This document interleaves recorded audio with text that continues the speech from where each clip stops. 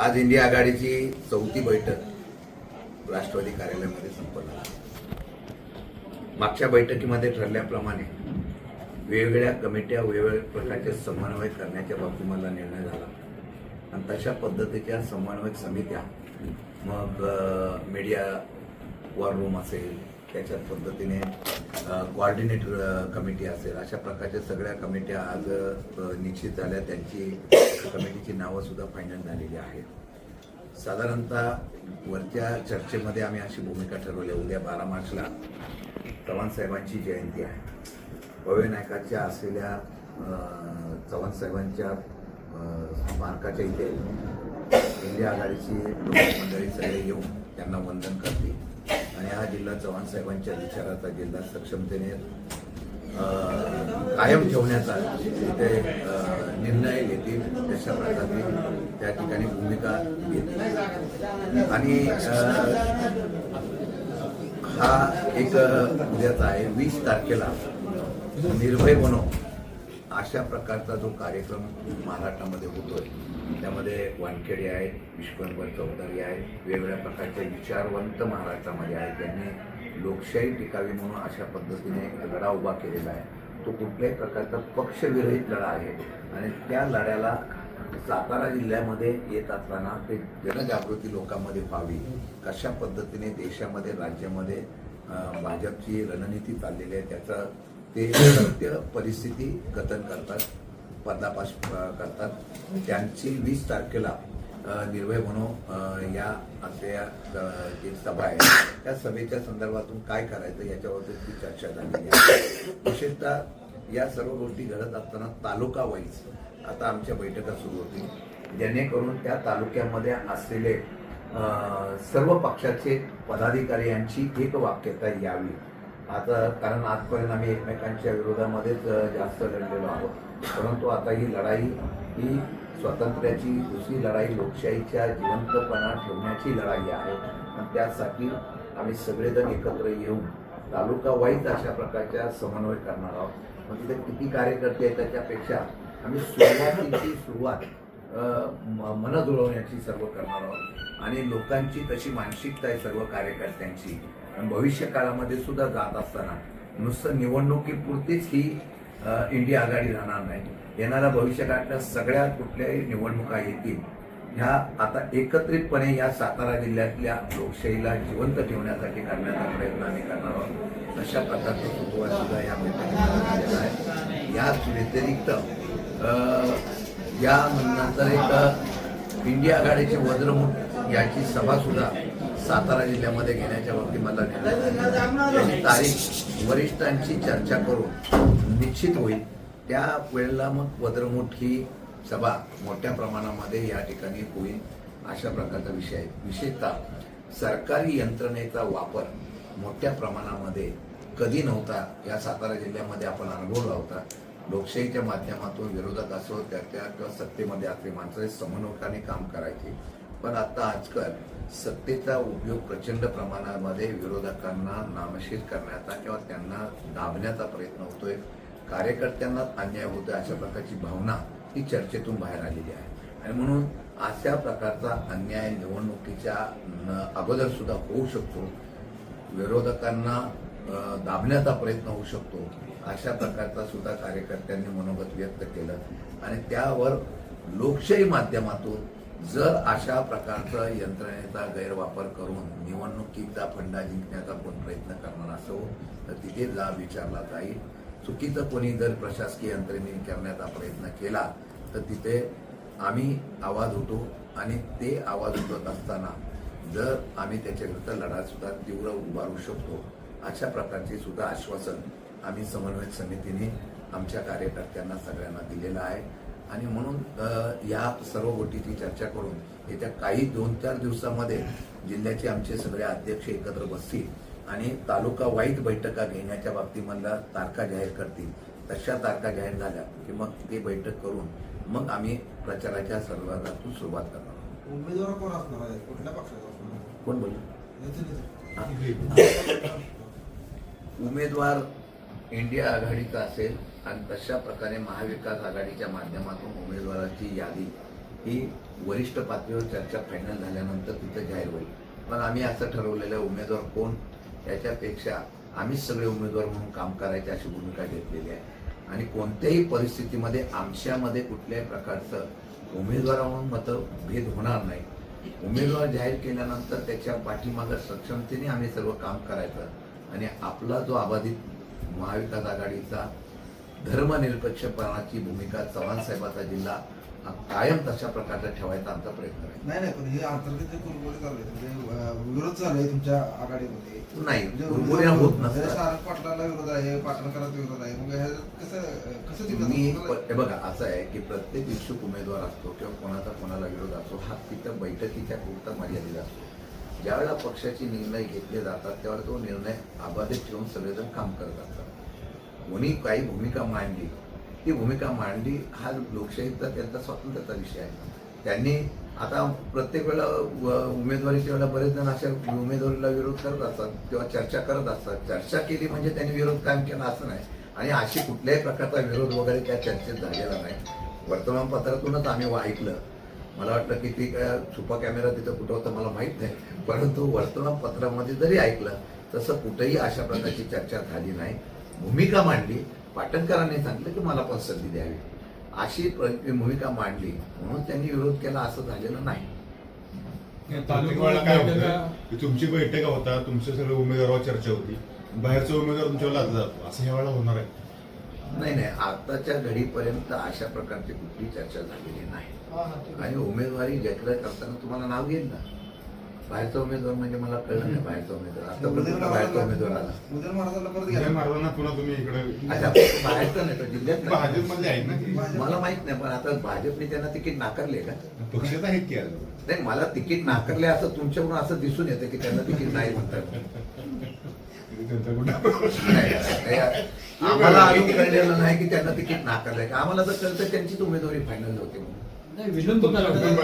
आता त्यांचा मी कसं सांगू शकतो, आमचं मी सांगू शकतो. आम्ही सांगतोय की समोरचा उमेदवार कोण येतो त्याच्यानंतर आम्हाला होतोय. जर उमेदवार जर डिक्लेअर झाले तर तुम्ही त्यांना मान्य करणार का? कोणाच्या उमेदवारी कोणी द्या नाही उमेदवार. राष्ट्रवादीने डिक्लेअर आता तुम्ही आमची उमेदवारी कशी डिक्लेअर करा? नाही जर प्रमुखांनी त्या उमेदवारी अशी कुठे चर्चा झाली नाही कालपर्यंत. आता मला कळतं की उमेदवारी त्यांना ते बाहेरून लागतात का काय, आम्हाला माहिती नाही. आम्हाला तर कळलं की उमेदवार दोनच आहेत तिथं. महायुतीतून अजितदादा गटाकडून मिळाले तर नितीन पाटील आणि इथून भेटतं तर उदयनराजे. आता याच्या व्यतिरिक्त आता कोण त्यांच्याकडे कुठला उमेदवार लादला जातो काय मला माहित नाही. लोकसभेसाठी तुम्ही इच्छुक आहात? हा, तुम्हाला संधी मिळाली. मी मागे सांगितलं होतं मी कार्यकर्ता आहे, मी लढणारा सैनिक आहे. जो आदेश आहे तो लढायचा, उमेदवार कोणी दिला तर लढायचा. त्यामुळे आपण उमेदवारीच्या बाबतीत मी मागणी केली नाही. कोणाचाही निर्णय होऊन द्या, आम्ही पुढे असणार. राष्ट्रवादीतनं दुसरं कोणतं राष्ट्रवादीनं तुम्हाला नावं त्या दिवशीच सांगितले. तुमच्याकडे कुठला चौथा असेल तर मला सांगा गपचूप. हा, नावं रिपीट करा सगळ्यांना. नाही, श्रीनिवास पाटील आहेत, पाटणकर आहेत, विनोद माने आहेत आणि 3-4 लोकच आमच्याकडे इच्छुक आहेत. सारंग पाटीलांचं नाव आहे. तुम्ही आहे का? मी असं मी पहिलं माझं नाव सांगितलं नसतं. या सगळ्यांनी मला पाठिंबा देऊन टाकला आता करून. माझी तिकीट पण डिक्लेअर होते. सरच हेलिकॉप्टर मध्ये नव्हतं. मी तुम्हाला त्या दिवशी सांगितलं आजच्या बैठकीला काही प्रवृत्ती जिल्ह्यातून घालवण्यासाठी मी तिथं राहिलेलो आहे. पाटण चुकवलंच नाही. कोणते? पाटण नाही, ही बैठक समन्वयकाची होती, नेत्यांची नव्हती. समन्वयकाची होती. त्यामध्ये मी आणि हे प्रमुख समन्वयक म्हणून आलेलो. काँग्रेसतर्फे ज्यांची नाव आहेत, राष्ट्रवादीकडून आता सारंग पाटील होते ना पाटणचे, ते पाटण हा, नरेश देसाई पाटणचे आहे. शिंदे साहेब आता फक्त राष्ट्रवादीच्या उमेदवारांची आपण चर्चा केली आहे 3 नावाची, परंतु काँग्रेसमधनं जर काही यदा कदाचित घडामोडी घडल्या तर काँग्रेसमधले जी 2 नावं समोर येतात, एक शिंदे पाटील आणि दुसरं पृथ्वीराज चव्हाण, त्यांच्याबद्दल काय मत आहे आपलं? आम्ही सध्या एकच ठरवलेलं आहे की कोणत्याही परिस्थितीमध्ये जो उमेदवार निवडून येईल तो कुठला पक्ष काय होते ते वरिष्ठ नेते ठरवतील. जो नाव येईल त्याचं नाव घेऊन आपण काम करायचं. त्यामुळे आमच्यामध्ये कुठल्याही प्रकारचा उमेदवारीमध्ये पक्षामध्ये कुठल्याही प्रकारचा अंतर, कुठल्याही प्रकारचा मतभेद नाही. उद्या पृथ्वीराज बाबांचं नाव आलं, उदयसिंह पाटलांचं आलं, श्रीनाथ पाटलांचं आलं, सारंग पाटलांचं आलं, सुनील मानेंचं आलं, पाटणकरांचं कोणाचंही नाव आलं तर आम्ही त्यांना घेऊन आपण काम करायचं अशी भूमिका आहे. त्यामुळे महाविकास आघाडीमध्ये फार मतभेद आहे किंवा जागे वाटपावरून कुठेही आहे असं काही अजिबात नाही. सगळं फायनल झालेलं आहे. फक्त यामध्ये आता वंचित आघाडी जी आहे त्यांच्याबद्दल एक समन्वय झाला तर मग लगेच जाहीर होईल. राष्ट्रवादीत मत विभागण्याचे काय धोका आहे का? तुमच्या 2 गट आहेत. असं आहे, एक लक्षात, कुठे 2 गट आहेत? अजितदादांचा एक आणि तुमचं आहे असं.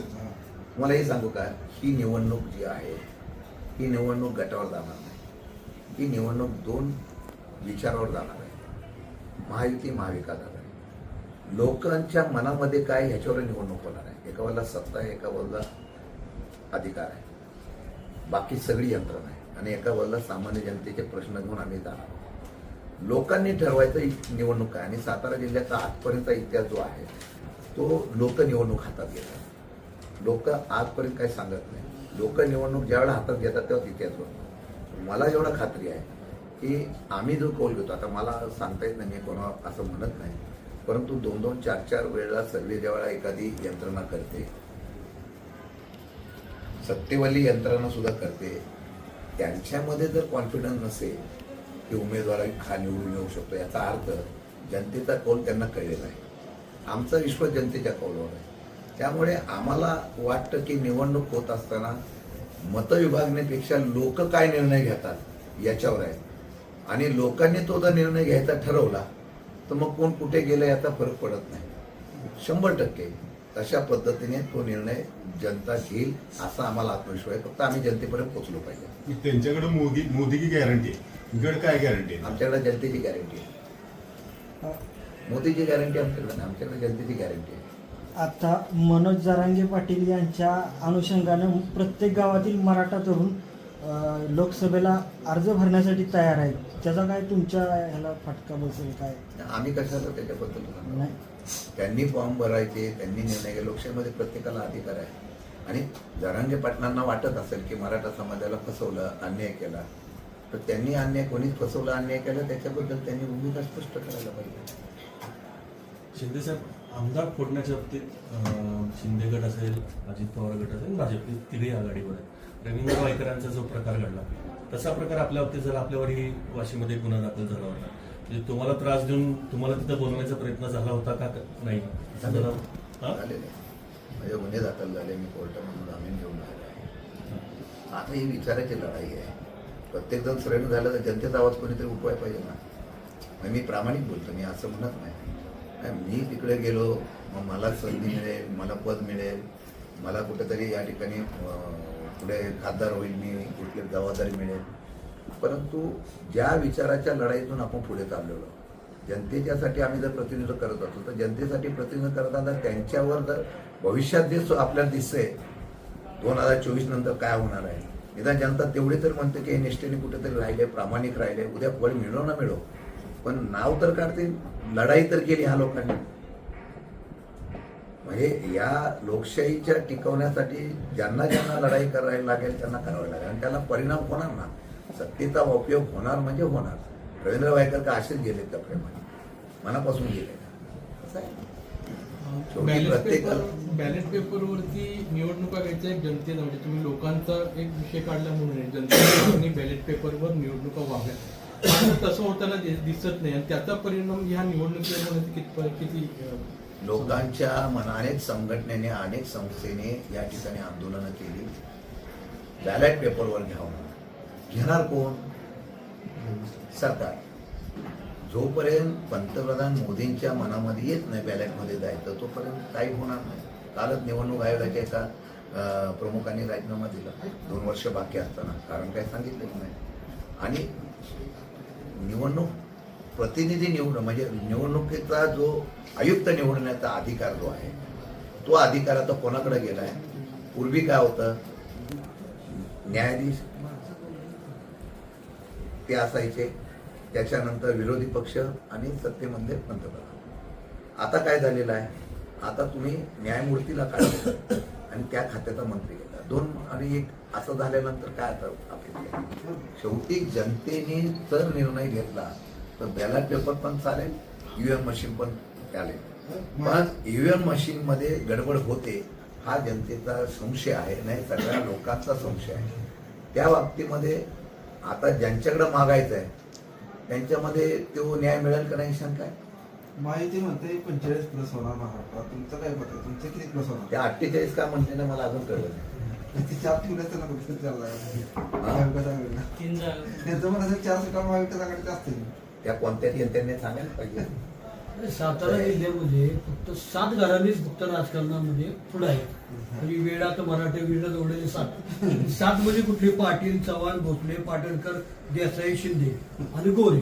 ह्याच्या व्यतिरिक्त दुसरा उमेदवार का देत नाही? शिंदे घराण्यात कधी आले? अहो, महेश शिंदे आहे, शशिकांत शिंदे आहे, भोसले दोघं आहे, पाटील आहे. मानेंना संधी कधी मिळणार? कांबळे गायकवाडला संधी कधी मिळणार? आमच्या कदमाला कधी संधी आजी मिळणार? जगतापाला संधी द्यायची तयारी आहे माझी. उद्या त्यांनी सांगा मी उभा राहतो. हे यशवंतराव चव्हाण साहेबांचे विचार म्हणले बाकीच्या संधी का नाही? मी आजी जगतापांना संधी द्यायला तयार आहे. त्यांनी सांगा मी लगेच तयार आहे.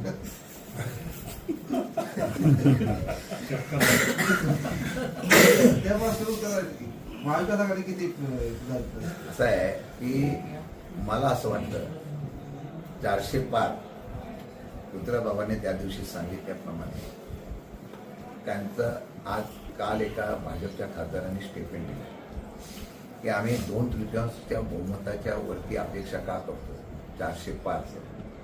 ते एकदम बोलून गेले आणि ते सत्य बोलले. ते पृथ्वीराज बाबा बोलले 400च्या वरती जाण्याचा उद्देश 2/3 मेजॉरिटी करणे आणि एका वेळा 2/3 मेजॉरिटी आली की ते म्हणतील त्याप्रमाणे कायदा आणायचा, ते म्हणतील त्याप्रमाणे मग घटना बदलायची. अशा प्रकारचा धोका आहे आणि तो धोका लोकशाही जिवंत ठेवते असं दाखवून उपयोगात आणायचा असा तो होणार असेल तर त्याचा विचार जनतेने करावा. त्यासाठी त्यांना सर्वात जास्त अपेक्षा महाराष्ट्रात आहे. महाराष्ट्रामध्ये मागच्यासारख्या 40च्या वरती जागा मिळाल्या तर आपण ते उद्दिष्ट गाठू शकतो अशा प्रकारची त्यांची अपेक्षा आहे. देशाचा विचार केला तर आज जर आम्ही बघितलंय तर देशामध्ये पंजाब सोडून बाकीच्या ठिकाणी आम आदमी पक्षाबरोबर काँग्रेसची अलायन्स झालेली आहे. बऱ्याच ठिकाणी अलायन्स समाजवादी पक्षाची झाली, बिहारला झालेली आहे, महाराष्ट्रामध्ये झालेली आहे. ही जे प्रमुख राज्य आहेत ज्याच्यावर भाजपचा फार मोठ्या प्रमाणात अवलंबून आहे भाजप 400 पार. हे अलायन्सला एकाच एक जर लढाई झाली तर ते उद्दिष्ट त्यांचं साध्य होऊ शकत नाही. जर 40च्या वरती त्यांचं पारचं उद्दिष्ट असेल, त्यांना एवढा खात्री असेल, मग मला 2 प्रश्न तुम्हाला विचारायचे. एक प्रश्न असा आहे मग त्यांना पक्ष फोडायची गरज काय लागते अजून सुद्धा? तुम्हाला एवढा कॉन्फिडन्स आहे तर तुम्ही अजूनही लोक का फोडताय हा एक प्रश्न. दुसरा प्रश्न असा माझा आहे की हे सगळं केल्यानंतर सुद्धा तुम्हाला जर खात्री वाटत नाही, या संदर्भामध्ये त्यांनी जो काढलेला रिपोर्ट आहे, त्यांच्याकडे आलेला जो अहवाल आहे त्या अहवालामध्ये आणि तुम्ही केलेले टीव्हीवर येतात जे अगोदर अहवाल येतात त्यामध्ये सुद्धा अद्यापही त्यांना 25-26च्या वरती जागा दाखवलेला नाही. ही वस्तुस्थिती आहे. याचा अर्थ सत्य त्यांना कळलेलं असल्यामुळे त्यामध्ये कशा पद्धतीने एक जागा आपल्याला करू शकता यासाठी त्यांचा चाललेला प्रयत्न आहे. परंतु आतापर्यंतच्या असलेल्या रिपोर्टमध्ये त्यांना एवढे 40 पार होत नाही ही सत्य परिस्थिती आहे की त्यांनी नाकारू नये. त्यामुळे माझ्या माहितीप्रमाणे उलट होऊ नये अशी माझी अपेक्षा आहे. शिंदे साहेब, कृष्णा खोऱ्याचा चांगला अभ्यास आहे तुम्हाला. आता भर उन्हाळ्यात झे काटापूर योजनेतनं 2दा पाणी निघलं तिकडे कोरेगाव सुद्धा खाटाव मानला. हे लिगली आहे का? ते काय झालंय की खरं म्हणतं तर याच्यावर काय प्रांतिक वाद किंवा तालुका वाद होऊ नये अशी माझी इच्छा आहे. परंतु काही निर्णय घेताना त्याचे भविष्यात दुष्परिणाम काय होतील याचा अभ्यास करणं गरजेचं आहे. निवडणुकीपुरतं आश्वासनाची पूर्तता करणं आणि निवडणूक साध्य करून घेणं त्याला महत्त्व नसतं. माझ्या माहितीप्रमाणे जिल्ह्यामध्ये जो पाणी साठा आहे तो मुबलक आहे आणि त्या वाटपावरून जे काही आता नवीन योजना आलेल्या आहेत त्या योजनेची सत्य परिस्थिती जनतेला सांगणं गरजेचं आहे. जसं जे कटापूरची योजना 4 महिने आहे. वाहत्या पाण्यावर तुम्ही पाणी घ्यायचं आहे, त्यामध्ये अर्धा TMC पाणी तुमच्या कंट्रोल बंधारा तासगावच्या इथलं आहे अर्धा टीएमसी पाणी नेरमधल्या पाण्यामध्ये आहे आणि तुम्ही सांगोल्यापर्यंत पाणी देण्याचा प्रयत्न केला, त्याचं मागणी 7 टीएमसी आहे. 4 मई योजनेमध्ये ते पाणी तुम्ही वाटप कसं करणार? मी एका अधिकाऱ्याला विचारलं. हा काय मी विरोध करतो असं नाही, उलट मिळालं तर चांगलं आहे. एका अधिकाऱ्याला विचारलं, बाबा हे कसं काय होणार आहे? मला भविष्यातलं एक पाळी आम्ही सोडू शकतो. मला कशी? अर्धा टीएमसी पाणी इथलं आणि अर्धा टीएमसी पाणी. बोललं नेरतागाव मग अर्धा टीएमसी खाली करून टाकणार. इथं मला वाटतं पुशेगावपासून अनेक पाण्याच्या योजना आहेत. काय असतं, अधिकारी जेव्हा रिपोर्ट लिहितो तो काय लिहितो, पहिलं आमच्याकडे असं होतं की होऊ शकत नाही, पाणी उपलब्ध नसल्यामुळे असं. आता उलट होतंय, देता येऊ शकतं पण पाणी उपलब्ध राहिल्यानंतर ते. आणि ह्यामुळे काय झालं, सगळ्या योजना मंजूर केल्या आणि त्याला पाणी उपलब्ध करण्यासाठी 2 टीएमसी पाणी गेलं. यातून वाद निर्माण व्हायला लागला. अगोदरच खंडाळा धुम-मलकवडीचा वाद आपल्याला माहिती आहे, लोणांचा वगैरे चालू आहे. आता ह्या नवीन वादामुळे काय होणार आहे, प्रत्येक जण जिसकी लाठी उसकी पाहिजे ते पाणी घेऊन जायचा प्रयत्न करणार. मागे मुख्यमंत्री उपमुख्यमंत्री येणार म्हणून पाणी दिलं गेलं, त्यानंतर पंतप्रधान येणार म्हणून पाणी घेऊन गेले. नेण्याबद्दल वाद नाही, कारण तो पण दुष्काळी भाग आहे. मान खटावला न्याय मिळाला पाहिजे या भूमिकेमध्ये आपलं कुठलं दुमत नाही. पण त्यासाठी सरकार म्हणून त्यांनी नियोजन केलं पाहिजे आणि ते जनतेला सांगितलं पाहिजे. जनतेमध्ये जी काय आता अस्वस्थता निर्माण झालेली आहे त्याच्यामध्ये कंट्रोल करण्याची आणि कधी नव्हतं एवढा या दुष्काळ हा फेब्रुवारीमध्ये पडलेला आहे. आता सातारा शहरालगतच्या भागामध्ये सुद्धा जर दुष्काळाची परिस्थिती होत असेल तर ते दुर्दैव आहे. याचा अर्थ खाली कुठल्या जिल्ह्याला सांगलीला पाणी सोडलं, ह्याला पाणी सोडलं, तुम्ही नियोजन करायला पाहिजे ना कशा पद्धतीने पाणी सोडताय. आणि तुम्ही, माझं तर आजही म्हणणं आहे की पिण्याच्या पाण्यासाठी सरसकट आता पाणी वापरलं पाहिजे आणि तसं जनतेला तुम्ही सांगायला पाहिजे. दुर्दैवाने कोणच सांगत नाही, ही दुर्दैव आहे. आज जर तुम्ही पाण्याचा जर साठा बघितला तर तुम्ही 4 महिने उर्वरित 2 ते 3 महिने तुम्हाला पाणी किती लागणार आहे हा अभ्यास पाहिजे. पिण्याच्या पाणी किती लागणार ह्याचा अभ्यास पाहिजे. ह्याचा अभ्यास सोडला आणि मग मागणी येईल त्याप्रमाणे वाटप करायला लागलं तर परत हा असमतोलपणा होईल. आणि म्हणून महाखटाव असेल, त्याप्रमाणे कोरेगाव असेल, सातारा जिल्हा असेल, सातारा असेल, या प्रकारचं परफेक्ट नियोजन करून भविष्यकाळामध्ये वाटचाल करायला सुरुवात केली.